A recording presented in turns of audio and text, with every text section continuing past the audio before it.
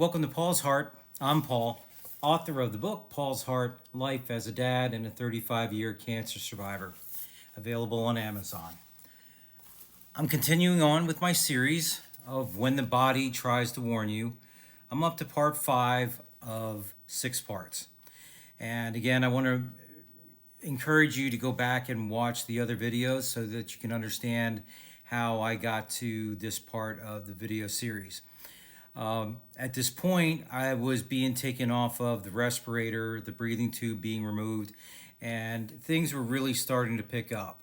I had already been informed that I was going to be moved out of the intensive care unit. They were looking to remove one of my abdomen tubes prior to that happening. So the first thing, that my nurse Jackie tried to encourage me was that we want our patients out of bed and start walking as soon as we're able. And I had never felt weaker in my life. I was somebody who was active in the gym for years. And in a matter of hours or just a day or two, I had lost all my strength. Everything in me had atrophied. So I said, I just had this surgery, right? I'm so weak. I have zero strength. So she informed me that my first walk was going to be to my step down room. They would follow behind me with a wheelchair that I could sit down if I felt that I needed to. And I'm like thinking, you think I might need to? It's going to be like a sure thing. Jackie warned me that it was going to be a really long walk. And basically said, I know you can do this. So soon the wheelchair came into my room along with a whole posse of people. Now, it took several minutes just to get me to sit up at the edge of the bed, and I was exhausted already. Now, with everybody around me, I was asked to let them know when I was ready. As if on cue, one of my greatest defense mechanisms, I had music playing in my head. It was the perfect moment. If you've ever seen any of the Rocky movies, and they have that big orchestra build up, the Rocky theme playing, that was in my head. I had that inspiration playing in my head. I scooched forward to the edge of the bed, and I could feel my feet touching the floor for the first time in what felt like days. And then two of the group stood on each side of me, positioned the wheelchair at the ready, and asked, "Are you ready?" And I said, "Yeah, let's do this." And the music in my head got louder, more triumphant, more inspirational. I had survived my heart surgery, and these were the first steps that I was taking. I stood up from the bed, a nurse on either side of me supporting my elbows, and then, just like the Christmas special, it was one foot in front of the other. Yeah. As I exited my room in the ICU, I was given instructions which way to turn. Again, I was warned that I had a lengthy walk ahead of me, the length of 2 football fields in total. At the elevator was the halfway mark. As we boarded the elevator, I was encouraged to have a seat in the wheelchair, at least until we got up to the next floor. I wanted no parts of that because I was afraid that once I sat down, I wouldn't get back up.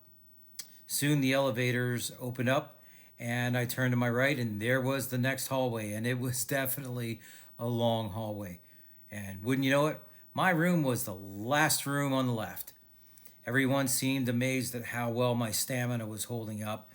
I'm certain I was running on adrenaline at that point. Halfway down the hall, one of my nurses explained to me that I should try to walk this floor at least 3 times a day, with supervision, of course, and then eventually they would have me doing stairs. That was a mistake to tell me, as I'm a goal-driven person, and in spite of how horrible I felt, I knew what I wanted to accomplish to feel better. By the time I got to my room, I was asked if I would like to sit down for a while in the chair, if I wanted to get comfortable in the bed. I was exhausted. It was a no-brainer. I needed a nap. I finally had a window. I could see the sunshine again, and I could also see what else remained of my Frankenstein contraption with all the tubes and wires. I was starting to figure out which did what and what went where. My pain was becoming more manageable, and more importantly, I got to order my meals off of a menu. And for the first time with lesser pain, I began to think of my daughters again. I needed to at least talk to them, let them know that I was okay. I definitely was not in any kind of shape for them to see me just yet, but man, I missed them. Like I said, things would start to move quickly, especially now that I was in this room. It was time to remove one of my chest tubes and then the leads in my PICC line that measured my heart's actual blood pressure. The chest tube removal was weird. Um, just one thing being removed after another. Anyone who has ever stayed in a hospital knows that there are constant interruptions all hours of the day and night. And I think it was on my third night, like I said, I lost sense of time in the ICU. I was finally getting some good sleep, and it was around 4 a.m., according to the clock on my wall. Someone came into my room and told me that I needed to get up out of the bed. I needed to be weighed. Right. At 4 a.m.? Okay, but since you're getting me out of bed, I think I may as well knock out my first walk of the day. The tech was like, you can't do that. You need to be accompanied by someone. And I said, yeah, right. That would be you. And she said, I can't do that. First, I'm not supposed to. And second, I don't have that time. So I replied, well, then we have a problem. Because if I get out of this bed at 4 a.m., I'm making it worth my while and I'm going for a walk with or without someone. And with that, she walked out of the room and I went back to sleep. No, wait. My sleep was never disturbed again the rest of my stay there. At least they were more quiet about it. I was bored. Okay. I had already gotten 2 walks in so far for the day, and I would likely get more in. But located next to my room was a stairway. And I remembered that I was told that sometime during my recovery they would have me doing the stairs. Well, I was feeling pretty good. I was bored, but no one was around for me to bug to let me do the stairs. I wasn't plugged in anymore, so I could just get out of bed with the telemetry box hanging around my neck. As I peeked out of the room, I didn't see anybody in the hallways at all. Okay, I wasn't going to take that much time. I just wanted to see if I could do a few stairs. Into the stairwell I went. Took my time, one step at a time, and found it was actually fairly easy for me now that my heart was repaired. I kept climbing. Next thing you know, I was at the top of the first landing, and I kept climbing. I wanted to go further, so I began climbing the next set of stairs. I got halfway up that next flight, and suddenly I heard a door slam open. Mr. Edelman, are you in here? Busted. Mr. Edelman, please stay right where you are. You aren't even supposed to be in here, let alone by yourself. Blah, blah, blah, blah, blah. She was overlooking the obvious. I did it, and I felt good. And that was how my room got moved to directly in front of the nurse's station. But even that didn't stop me from getting scolded more.